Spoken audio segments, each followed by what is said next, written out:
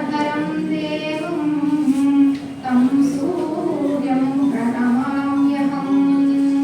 రథసప్తమి శుభ సందర్భంగా ఈరోజు మనం సూర్యుని ఆరాధిస్తున్నాము. ఆ సూర్య వంశానికి చెందినటువంటి రఘురాముడు, ఆయన కథ ఈరోజు ఇక్కడ ఆవిష్కరించబడింది. అందులో ఒక ముఖ్యమైన కాండ. ముందుగా చెప్పారు సుబ్బలక్ష్మ గారు, సూర్యునికి భూమికి ఉండేటటువంటి అవినాభావ సంబంధం. అంటే సూర్యుని యొక్క కిరణజన్య సంయోగ క్రియ వల్లనే భూమి నుంచి ఈ పత్రకంతో కూడిన మొక్కలు వస్తాయి. ఒక్కసారి మనం గమనిద్దాము, భూమిలో ఏది కప్పి పెట్టినా కూడా కులిపోతుంది, ఏదైనా పెట్టండి, కానీ విత్తనాలు మాత్రమే పచ్చగా మొలకెత్తుతాయి. దానికి సూర్యుని యొక్క కాంతి తోడవుతుంది. ఇక్కడ సూర్యుని వంశం రాముడు, భూమి యొక్క తనయ సీత, ఈ ఇద్దరు కూడా 10 నెలలుగా వియోగంతో దుఃఖిస్తూ ఉంటే ఆ 10 నెలల తరువాత వారిద్దరి ముఖాలలో ఒకరికి ఉంగరమిచ్చి ఒకరికి దివ్య చూడామణిచ్చి ఒక చిరు దరహాసాన్ని వెలిగించినటువంటి మన హనుమ కథనే మనం ఈరోజు ఆవిష్కరించుకున్నాము. ప్రధానమైనటువంటి కథానాయకుడు హనుమ కాబట్టే అక్కడ వారి కోసం ఒక ఆసనం వేసి ఉంచాము. సుందరకాండ గురించి ఎక్కడ మనం పారాయణ చేస్తామో, సుందరకాండే కాదు రామనామం ఎక్కడ వినిపిస్తుందో అక్కడ హనుమ వచ్చి ఆశీలు అవుతారనేసి, అందులో ముందు వచ్చేది హనుమలవారే, చివరగా వెళ్ళేది కూడా హనుమవారే అంట. అదృశ్యంగా వచ్చి వెళ్ళేటప్పుడు కళ్ళ నీళ్ళతో ఆ కళ్ళ నీళ్ళు తుడుచుకుంటూ వెళ్తారంట హనుమంతుల వారు. ఎందుకు ఆ కళ్ళ నీళ్ళు అంటే, మళ్ళీ ఈ ప్రాంతంలో నేను ఎప్పుడు వింటానో కదా ఈ కథ అని చెప్పేసి ఆయన కళ్ళ నీళ్ళు తుడుచుకుంటూ వెళ్తారు. ఉదయం తెలుగు తోటకు వస్తున్నప్పుడు ఆ బయటంతా కూడా మరి ఎవరు పట్టారో నాకు తెలియదు. నేను సువర్ణ జ్యోతినే ఏర్పాటు చేసిందేమో కాషాయ ధ్వజం అనుకున్నాను, కానీ అక్కడ ఏ సందర్భంగా ఏర్పాటు చేశారో కానీ ఈ కార్యక్రమానికి అవి చక్కగా పనికి వచ్చాయి. అయితే ఇక్కడ ఎప్పుడో త్రేతాయుగం కథను మనం ఇప్పుడు ఈ కలియుగంలో కూడా ఎందుకు మళ్ళీ మళ్ళీ చెప్పుకుంటున్నాం అనే దానికి, రాముల వారు పుట్టిందే నవమి నాడు, నవమి 9. ఇక్కడ నవ అంటే 9 అనే అర్థం వస్తుంది, కొత్త అనే అర్థం కూడా వస్తుంది. ఈ 9లో ఉండే మరో విశిష్టత ఏంటి అంటే, మనం 9వ ఎక్కాన్ని కనుక గమనించినట్లయితే 9 నుంచి 9 90 వరకు చూడండి, ఏ అంకెను మీరు కలిపినా కూడా 9 వస్తుంది. అది 9 కానీ 18 కానీ 27 కానీ ఆ ఎక్కంలో వచ్చే అన్ని సంఖ్యలు కూడితే చివరకు వచ్చేది 9. ఆ నవ అనేటటువంటి సంఖ్య రామాయణ కథ ఎప్పటికీ నవనవోన్మేషమే. ఎన్నిసార్లు విన్నా తెలిసిన కథ అయినా కూడా అతి సుందరమైన సందర్భంగా గుర్తించాలి.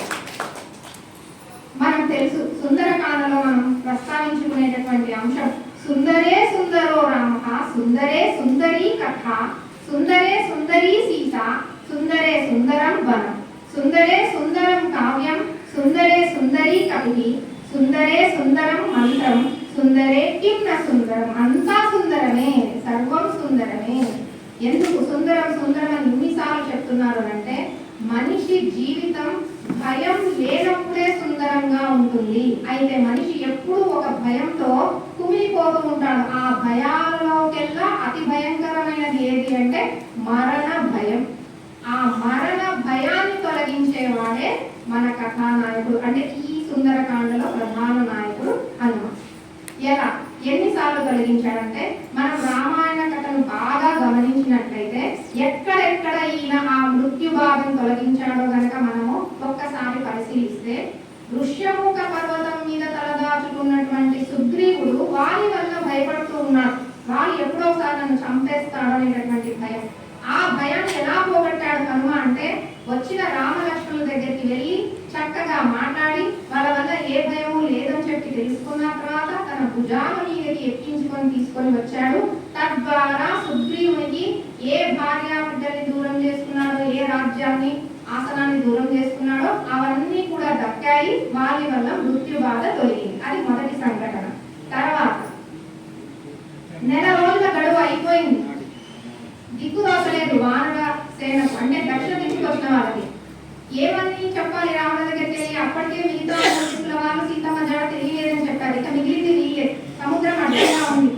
ఏమి అంతుపట్టనటువంటి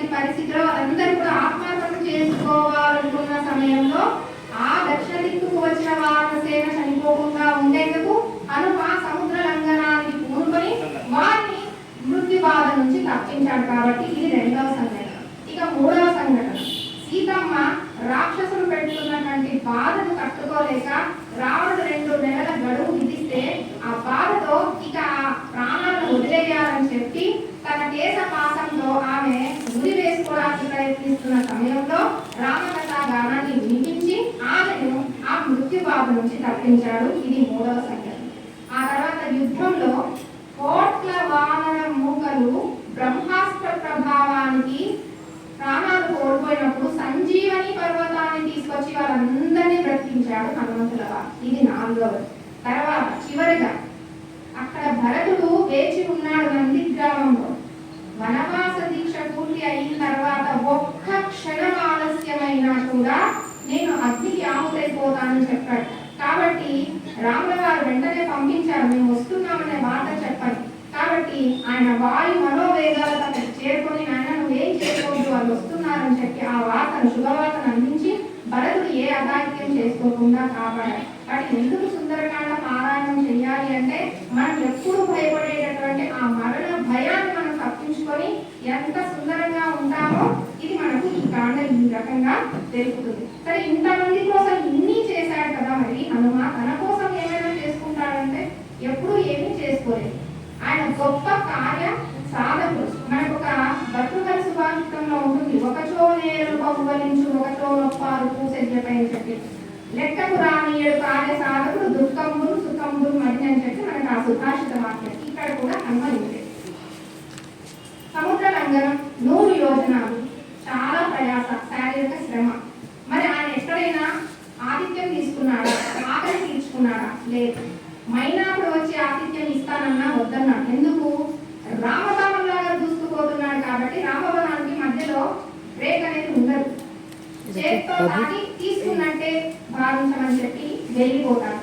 వెళ్ళిన తర్వాత అక్కడ తను వెతుకుతున్నటువంటి వనాలలో సువర్ణ జోషి గారి వర్ణన మనం చదివితే ఎన్ని ఫల పుష్పాలతో ఉండేటటువంటి అద్భుతమైన వనాలు కళ్ళ ముందు ఉన్నా కూడా అయ్యో ప్రయాణం చేసి అలసిపోయి వచ్చాను తిందామని చెప్పి అనుకోలేదు. అక్కడ పని ముఖ్యం కాబట్టి అసలు ఆయనకు ఆకలి మీదకి మనసు వెళ్ళలేదు. తర్వాత లంఘనం చేసిన తర్వాత లంకా దహనం చేశాడు, రాక్షసులతో యుద్ధం చేశాడు. అంటే బాగా అలసిపోతూ ఉన్నాడు. లంఘనం, లంకా దహనం, రాక్షసులతో యుద్ధం. తిరిగి మళ్ళీ వచ్చేటప్పుడు మళ్ళీ ఒక కొండపైకి ఎక్కితే అక్కడ కూడా బాగా విరగ్గాసినటువంటి పండు కాయలు ఉంటాయి. అక్కడ కూడా ఆయన ఏమీ తినడు. ఎక్కడికి వెళ్ళిన తర్వాత తిన్నారంటే మధువనంలోకి వెళ్ళిన తర్వాత, అంటే పని పూర్తి అయిన తర్వాత అప్పుడు కుదుటపడ్డ మనసులతో అప్పుడు ఆయన పండ్లను స్వీకరించడం జరిగింది. అంటే ఆకలికి విలువ ఇవ్వలేదు. తర్వాత కాముకత్వానికి విషయానికి వస్తే ఆ అంతఃపుర భవనాలన్నింటినీ కూడా శోభిస్తున్నప్పుడు మత్తు పానీయాలు సేవించి రాక్షస స్త్రీలు నగ్నంగా పడి ఉన్నారు. అంతమంది యొక్క నగ్నదేహాలు చూసినా కూడా హనుమ మనసు కించిత్ కూడా చెల్లించలేదు. ఆయన ఎంత ఇంద్రియ నిగ్రహం కలిగి ఉన్నాడో మనకు అక్కడ అర్థమవుతుంది.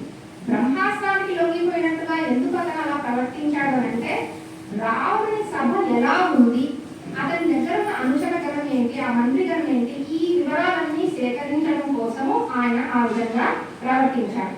ఇంత అయిన తర్వాత రావణుడు దుష్టుడని తెలిసినా కూడా హితబోధ చేస్తాడు. ఏమని?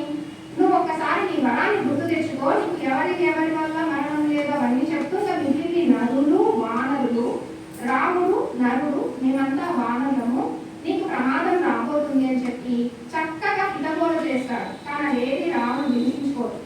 నిజానికి ఎందుకు చెప్తున్నాడు ఇదంతా అంటే ఒకానొక సందర్భంలో వారిని హింసించినప్పుడు రావణుడు ఏం చేశాడు? అతను తన చంకలో ఇరికించుకొని రావణుని 4 దిక్కుల్లో ఉన్న సముద్రాల్లో ముంచి ఎత్తి తీసుకెళ్లి కిష్కింధలో ఒక మూలకు విసిరేసి పడేస్తే భార్య వచ్చి అడుగుతుంది తార, ఏంటది అని అడిగితే అది 10 తలల పురుగులే అంటాడు. రావణుడు వారి దృష్టిలో 10 తలల పురుగు, తలుచుకుంటే తన గోటితో గిల్లేశాడంట 10 తలకాయలు. మరి అలాంటి వారు అంటే రావణుని ఒక పురుగులాగా భావించిన వారిని ఒకే ఒక్క బాణంతో వధించాడు రాముడు. ఆ రాముతో పెట్టుకుంటున్నావు, నువ్వు తగవు, నీకు ప్రాణాపాయం ఉంది అని చెప్పి హెచ్చరించి ఎంత చక్కటి మాటలతో చెప్పినా కూడా రాముడు వినిపించుకోలేదు. అందుకే మనం హనుమ గురించి శ్లోకం చెప్పేటప్పుడు మనోధైర్యం నిర్భయత్వం అరోగత అజాడ్యం వాక్పటుత్వం చ హనుమత్ స్మరణాత్ భవే. ముఖ్యంగా హనుమలో మనము గుర్తించాల్సినటువంటి లక్షణం వాక్పటిమ. చక్కగా మాట్లాడతాడు, ఎక్కడ వ్యాకరణ దోషాలు ఉండవు. ఒక మాట ఎక్కువ ఉండదు, ఒక మాట తక్కువగా ఉండదు, తూకం వేసినట్టుగా మాట్లాడతాడు. ఎదుటి వాళ్ళ మనసును చూడకునేలా మాట్లాడతాడు. రాముడు తొలి కలయికలోనే హనుమ యొక్క వాక్ చాతుర్యం చూసి ముగ్ధుడైపోతాడు. అంతటి చక్కటి మాట తీరు హనుమకు సొంతం. అంటే మాట ఎంత పదునైనది అంటే ప్రాణాన్ని నిలబెట్టగలదు, ప్రాణాన్ని తీయగలదు. రావణ వచ్చి బెదిరిస్తున్నాడు, 2 నెలలే గడువు, ఆ తర్వాత నిన్ను చంపేసి నా పలహారంగా చేసుకుంటా అంటారు. ఆ మాట సీత ప్రాణం తీసుకునేందుకు ప్రేరేపించింది. హనుమ వచ్చి రామకథాగానాన్ని నియమించాడు. అదే మాటనే సీతమ్మ ప్రాణాలను నిలబెట్టింది. తర్వాత హనుమ ఎంత చక్కగా మాట్లాడతాడనే దానికి ఒక చిన్న నిదర్శనం, సముద్రాన్ని దాటి తిరిగి వచ్చిన తర్వాత, ఆ తర్వాత మళ్ళీ రాముల వారిని కలుసుకున్న తర్వాత ఒకటే మాట అంటాడు. మనకు సంస్కృతంలో ద్రష్టా సీత, చూశాను సీతమ్మని. మామూలుగా నామవాచకం ముందు రావాలి, క్రియ తర్వాత రావాలి. కానీ ఎందుకు ముందే క్రియాపదాన్ని చేర్చాడంటే, ముందుగా సీత అని కనుక ఉచ్చరిస్తే వాళ్ళు రకరకాలుగా ఊహాగానం చేయొచ్చు. అంటే సీత బ్రతికుందా, కనిపించలేదా, చనిపోయిందా, ఆపదలో ఉందా, ఇలా అనేకమైన ఊహాగానాలు చేసి ఆందోళనకు గురి కావచ్చు. కాబట్టి ముందుగానే ద్రష్ట, చూశానన్నప్పుడు సజీవంగా చూశాననేటటువంటి అర్థం ధ్వనించేలాగా ఆయన ఉత్సాహంగా చెప్తున్నాడు. కాబట్టి వాళ్ళ మనసును కుదురబట్టి, అంటే ఎక్కడ ఎట్లా మాట్లాడాలో చక్కగా మాట్లాడే శక్తి హనుమకు ఉంది. ఇదే మాట తీరు కనుక మనం ఈ సుందరకాండలో ఇంకెవరు ఇలా మాట్లాడతారు చక్కగా అంటే విభీషణుడి గురించి చెప్పచ్చు. విభీషణుడు చక్కగా మాట్లాడి అన్న మనసు మార్చాలని చెప్పి సీతను వదిలేయమని ఎన్నిసార్లు చెప్పినా అక్కడ వినడు. అదే దూతగా వచ్చిన హనుమను చంపేయాలన్నప్పుడు చెప్తాడు, దూతను చంపకూడదు, కావాలంటే శిక్షించవచ్చు, కొరడా దెబ్బలు వేస్తావా, శిరోముండనం వేస్తావా, వాతలు పెడతావా, ఏమైనా చెయ్యి, కానీ చంపకూడదు అని చెప్తాడు. వింటాడు. ఆశ్చర్యం అనిపిస్తుంది మనకి సుందరకాండ చదివేటప్పుడు. దూత విషయంలో విన్న రావణుడు సీత విషయంలో కూడా విని ఉంటే బ్రతికేవాడు, కానీ వినలేదు. ఎందుకు వినలేదు అంటే సీత పట్ల మరులు కొన్నాడు. ఆ కాముకత్వమే అతన్ని సర్వనాశనం చేసి చివరికి సరే తమ్ముడి మాటలు విన్నాడు. వానరులకు వానరు అంటే ప్రీతి కాబట్టి ఆ తోటకు నిప్పు పెట్టమని చెప్పాడు. అందుకే మనకు చూసి రమ్మంటే కాచి వచ్చాడనేటటువంటి మనం సుందరకాండలో చూడొచ్చు. ఇక్కడ హనుమకే ఒక ఆశ్చర్యం వేస్తుందంట. సీతను చూసి రమ్మని ఆజ్ఞ ఇచ్చి పంపాడు రాముడు. అసలు ఈ కాల్చడం అన్నది రాముని ప్రణాళికలో లేదు, తన ప్రణాళికలో కూడా లేదు, అది దైవేచ్ఛ. ఎంత విచిత్రం అంటే లంకకు నిప్పు పెట్టడానికి కావలసిన గుడ్డ వేలికలు, తైలము, నిప్పు అన్ని ఎవరిచ్చారు? రాముడే ఇచ్చాడు. ఆయన ఏం తెచ్చుకోలేదు, అన్ని ఆయన సమకూర్చి తన లంకకు తానే నిప్పు పెట్టుకోవడానికి పరోక్షంగా కారుడయ్యాడు రాముడు. ఎందుకు అంత స్వర్ణ లంక ఎందుకు దగ్ధమైంది అంటే అక్కడ సీతమ్మ కన్నీటి చుక్కలు పడ్డాయి ఆ నేల మీద, అవి దహించేస్తున్నాయి. కానీ ఇక్కడ అంటే ప్రవచనకారులు ఏం చెప్తారంటే కాంచన లంక అంటే ఏదో కాదు, మన శరీరమే. అక్కడ దశకంఠుడు ఎవరంటే మన దశేంద్రియాలే. అవి మనల్ని ఇలా దగ్ధం చేస్తాయి. ఆ దగ్ధం కాకుండా బయటపడాలి అంటే తారక మంత్రం రామనామం అని చెప్తారు. తర్వాత రావణుని 2 సార్లు చూస్తాడు హనుమ. ఒకసారి అశోకవనంలో, తర్వాత రాజభవనంలో. 2 సార్లు 2 వేర్వేరు రూపాలు. బ్రహ్మముహూర్తంలో లేచి గొప్ప యోగ సాధకుడిగా వస్తాడు. అక్కడ ఆ విభూతి రేఖలతో చక్కగా వస్తాడు. అప్పుడు ఆశ్చర్యపోతాడు. సింహపావృక్షం మీద చూసి ఎంత తేజస్సు రాని, గొప్ప శివభక్తుడు కదా అని చెప్పి ఆశ్చర్యపోతాడు. బ్రహ్మముహూర్తంలో లేచిన వాడు దైవారాధన చేసుకోవాలి, కానీ దేవగానే సీత గుర్తుకు వచ్చేసరికి ఎక్కడ లేని కోరిక కలిగి వెంటనే అశోకవనం వచ్చి అందులో నానా మాటలు దుర్భాషలాడి బెదిరించి వెళ్ళిపోతాడు. రాజభవనంలో చూసినప్పుడు ఆ మంచి పెద్ద కిరీటం పెట్టుకొని దర్పంతో రాజసంతో కూర్చున్నప్పుడు ఒక దేవేంద్రుని లాగా కనిపిస్తాడంట హనుమకి. హనుమకు భలే నచ్చుతాడు రాముడు. అద్భుతంగా ఉన్నాడు, ఎంతటి శోభ, ఎంతటి కళ, కానీ ఇంతటి వానికి ఎందుకు ఈ పాడు బుద్ధి పుట్టిందని చెప్పి ఆశ్చర్యపోతాడట. ఎందుకు మరి అట్లా పతనం అయ్యాడనంటే ఒకటి నందీశ్వరుని శాపం, ఒకటి రంభ శాపం. నందీశ్వరుని కైలాసానికి వెళ్ళినప్పుడు కోతులా ఉన్నావని చెప్పి ఎగతాళి చేస్తాడు రాముడు. సరే నువ్వు నన్ను ఎలా అయితే వెక్కిరించావో ఏ కోతి ముఖంలాగా నేను కనిపించానో ఆ కోతుల వల్లనే నువ్వు చనిపోతానని అక్కడ నందీశ్వరుడు శాపం పెట్టాడు. తర్వాత నలకూబర్ని భార్య అయినటువంటి రంభ ఇష్టంతో పని లేకుండా ఆమె అక్కడ బలాత్కరిస్తాడు. కాబట్టి ఆమె చెప్తుంది, ఏ స్త్రీనైనా ఆమె అనుమతి లేకుండా నువ్వు ఆమె బలాత్కారం చేస్తే నీ తల పగిలిపోతుందని చెప్పి అక్కడ ఆమె శాపం కూడా ఉంది. కాబట్టి ఈ శాపాల వల్ల ఇంతటి దేవేంద్ర శోభతో ఉండే రావణుడు కూడా ఇంత పతనం అయిపోయాడు. అసలు ఎట్లా వచ్చింది ఈ రావణుని పేరు? కైలాసాన్ని తన 10 తలల మీద మొయ్యాలని చెప్పి 2 చేతుల్ని ఆ కైలాస పర్వతం మీద పెట్టినప్పుడు, అంటే నేను ఆరాధించే శివుడు కూర్చున్న కైలాసాన్ని నేను ఎత్తగలను, అదేం నాకేం పెద్ద కష్టం కాదని అహంకరించినప్పుడు తన భక్తుడే అయినా శివుడు ఏం చేశాడంటే, ఇతనిలో అహంకారం ఉంది, దాన్ని అణగదొక్కాలని చెప్పి తన కాలు బొటన వేలితో తొక్కి పెట్టాడంట. తొక్కి పెట్టేసరికి ఇతని ఇటు 10 చేతులు ఇరుక్కుపోయాడు. రవం గట్టిగా మొక్కుకున్నాడంట, బాధ తట్టుకోలేక. అతడు చేసిన రవమునకు ముల్లోకాలు తల్లడిల్లిపోతే అందరూ వచ్చి, నాయన అన్ని ముల్లోకాలు తల్లడిల్లిపోతున్నాయి, నువ్వు ఆపేయని చెప్తే ఇక శివుడు ముల్లోకాలను కాపాడడం కోసం ఆ బొటన వేలు ఒత్తిడిని తీసేశాడు. ఇంత రవం చేశావు నువ్వు రావణుడి అని చెప్పాడు. అంటే దిక్కు లేక గతి లేక గగ్గోలు పెట్టావు అని చెప్పి, అంటే శివుడు నాకేదో బిరుదిచ్చాడు అన్నట్టుగా నేను రావణుని అని చెప్పి అప్పటి నుంచి ఆ పేరు, అంటే ఏ సందర్భంలో ఏ పేరు ఇచ్చారో ఆ పేరు వెనుక ఔచిత్యం ఏమో కూడా కనిపెట్టకుండా శివుడు పిలిచాడని రావణుడు అని చెప్పి ఆ పేరుతోనే అతను చలామణి అయ్యాడు. తర్వాత సీతమ్మ దగ్ధం చెయ్యలేదా తన తపోశక్తితో? తను తలుచుకుంటే రాముని ఆమె అంతం చెయ్యగలదు, కానీ అది రాముని యొక్క కార్యం కాబట్టి ఆమె రాముని రాక కోసం ఎదురు చూస్తుంది. తర్వాత ఇందాక లంక బుద్ధి అని చెప్పాను. ఎందుకు బుద్ధిని కన్నీళ్ళని చెప్పుకున్నాం. ఇంకొకటి 10 నెలలుగా ఆమె ఆహారం తీసుకోలేదు, కట్టిన బట్ట మార్చలేదు, దుఃఖిస్తూనే ఉంది. ఒక పుణ్య స్త్రీని బాధ పెట్టిన ఆ పాప పంకిలమంతా కూడా రావణునికి జమ అవుతూ వచ్చింది. కాబట్టి ఇక్కడ ఇంకొక చిన్న విషయం చెప్పాలి. మరి 10 నెలలు మనం ఆహారం తీసుకోలేదని చెప్తున్నామే, ఎట్లా బ్రతుకున్నామే? ఆహారం లేకుండా బ్రతకడం సాధ్యమా? దీనికి ఏం చెప్తారంటే, దేవేంద్రుడు ప్రతి నిత్యం పాయసాన్నాన్ని అదృశ్య రూపంలో ఆమెకు నివేదించేవాడట. దేహాన్ని నింపుకోవడం కోసం దాన్ని ఆమె ఆహారంగా స్వీకరించేది, అందుకే ఆమె బ్రతికి ఉందని చెప్తారు. మరి సీత ఇంత గొప్పది. ఇందాక అమ్మగారు చెప్పారంటే ఈ దర్భ గురించి చెప్పారు. ఒక దర్భం చూపిస్తూ రావణతో మాట్లాడుతుంది. దీనికి ఇంకొక ఐతిహ్యం ఏమిటంటే, కాకాసురుణ్ణి ఒక గట్టి పోచిన బ్రహ్మాస్త్రంగా మంచి అంతం చేయబోతే సరే ఆ బ్రహ్మంలో వాళ్ళ చుట్టొచ్చి చివరికి శరణ పెడితే ఒక కన్నును మాత్రం ఇస్తుంది అస్త్రాన్ని. కాకాసురుడికి ప్రయోగించినటువంటి బ్రహ్మాస్త్రంగా మంత్రించిన ఆ గట్టి పోచతోనే నిన్ను కూడా రాముడు అంతం చేస్తారని హెచ్చరిస్తున్నట్టుగా ఆమె ఒక గట్టి పట్టం తీసుకొని మాట్లాడుతుందని చెప్పారు. ఇట్లా సీతనే కాదు, రామాయణంలో స్త్రీలు చాలా చాలా శక్తివంతమైన పాత్రలు. ఎందుకు అనంటే, ఇక కథ అక్కడ అయిపోతుందన్నప్పుడల్లా ఒక స్త్రీ పాత్ర వచ్చి కథకు ముందుకు నడుస్తుంది. ఏ సందర్భాలలో అంటే, కైకేయి చాలా సంతోషంగా ఉంది రాముడికి పట్టాభిషేకం. కైకేయి అలానే సానుకూలంగా ఉండింటే అయిపోయింది కథ సుఖాంతం.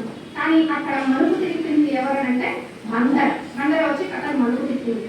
తర్వాత ఇక వనవాసం అయిపోతుంది, సంతోషంగా ఉన్నారు దండకారణ్యంలో. ఏ అవాంతరం రాకపోతే ముగించుకొని అయోధ్యకు తీసుకురావాలి. శూర్పణఖ వచ్చి మలుపు తిప్పింది. తర్వాత సీత చనిపోవాలనుకున్నప్పుడు తన స్వప్నాన్ని చెప్పి ఆమెకు శుభశకునాలు వస్తున్నాయని చెప్పి సూచించింది. రావణుడు వచ్చి 2 నెలల గడువు విధించి ఈమె చెప్పిన మాట వినడం లేదన్న కోపంతో ఖడ్గం ఎత్తినప్పుడు చంపబోతుంటే ఈయన భార్యలో ఒకరైన ధాన్యమాలిని అనే స్త్రీ ఆపుతుంది. ఆపి, ఇంతమంది భార్యలు ఉన్నారు అంతఃపురంలో, ఈమె కోసం ఎందుకు ఇలా పాపులాడుతున్నావు అని చెప్పి అతను చేయి పట్టుకొని వెనక్కి లాగుతుంది. లేదంటే అక్కడికి కనుక సీతను వధించి ఉంటే కథ వేరుగా ఉండేది. కానీ అక్కడ ధాన్యమాలిని కథను మలుపు తిప్పింది.